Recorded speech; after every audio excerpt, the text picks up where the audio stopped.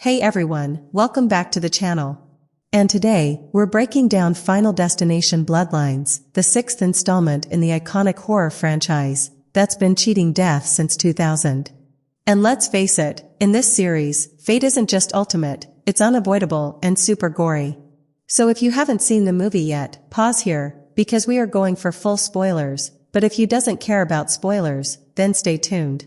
So released in 2025, directed by Zach Lipovsky and Adam Stein, this film brings back the franchise's core hook, like a group escapes a massive disaster thanks to a premonition, only for death to hunt them down in elaborate and horrifying accidents. But Bloodlines twists it by focusing on family bloodlines and generational curses. Alright, then let's start with a spoiler-free tease. So Bloodlines follows college student Stefani, plagued by violent nightmares about a catastrophic event from the past. And she heads home to uncover family secrets, only to realize her entire bloodline is marked for death. And it's a fresh take on the formula, like shifting from random strangers to tight-knit family members, which amps up the emotional stakes. So now let's get to the story. Actually, the story kicks off in 1968 at the grand opening of Skyview, a high-rise restaurant tower. And Iris Campbell has a premonition of a disaster. A chandelier shard cracks the glass floor, a gas leak explodes, and the whole tower collapses, killing everyone. And it's Iris warns everyone that saved lives, including her own while pregnant. But as we know from the series, cheating death comes with consequences. Then the story fast-forward to the present 2025, where Stefani's nightmares are visions of this event. Then she tracks down her reclusive grandmother Iris, who's been hiding in a fortified cabin, documenting death's rules for decades. And Iris reveals that death has been systematically killing the Skyview survivors in the order they would have died, then targeting their descendants, who weren't meant to exist. And since Iris disrupted the design, her bloodline, including Stefani, her brother Charlie, mom Darlene, Uncle Howard, Aunt Brenda, and cousins Eric, Julia, and Bobby, they are now on the hit list.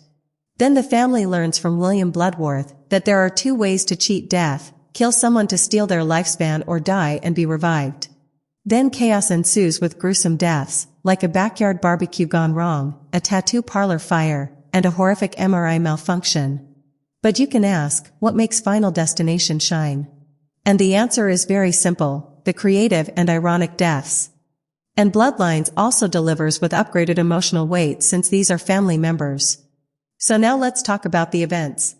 Like Uncle Howard's barbecue nightmare, a series of mishaps, like a faulty gas tank and a trampoline rake, leads to a chain reaction. It's absurdly funny yet tense, highlighting how everyday objects become weapons. Then there's cousin Julia's dump truck doom, classic franchise style, over the top and spluttery. And lastly there's Eric and Bobby's MRI mayhem. Actually, Eric tries to kill and revive Bobby with an allergic reaction, but the MRI rips out Eric's piercings and impales him. Then a vending machine coil drills into Bobby. And that is brutal, comedic, and a nod to meddling with death's plan. Thematically, this film explores family legacy and inevitability. And unlike past entries with strangers, Bloodlines asks, how far would you go to save your loved ones? It ties into the series lore by referencing events like Flight 180 and Route 23, suggesting all disasters are connected in death's grand design. And the Bloodlines twist explains why death targets descendants. Actually, they're anomalies in fate's blueprint. They are never meant to exist. It's a smart evolution, blending horror with dark comedy, though some of the dialogue feels flat. And now, here is the big question: what's the ultimate fate in Bloodlines?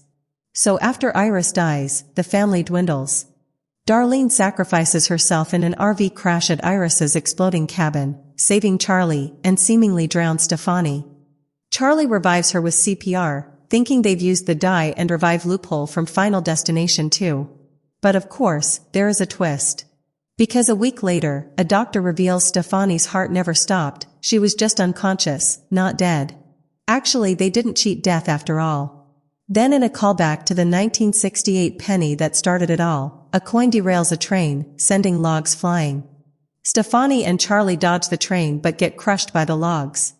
And screen fades to black, death wins, wiping out the bloodline.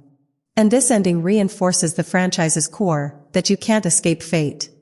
Then it leaves room for sequels, maybe bringing back survivors like Kimberly or exploring Bloodworth's fate. And box office success suggests that there is more to come. So it's a solid return with gory fun, family drama, and that signature of inevitability. So if you love the series, it's a must-watch for you, but if not, then it might not convert you. So what did you think of the ending? Could there be a way to truly beat death? Drop your theories in the comments. And like, share, and subscribe for more horror deep dives.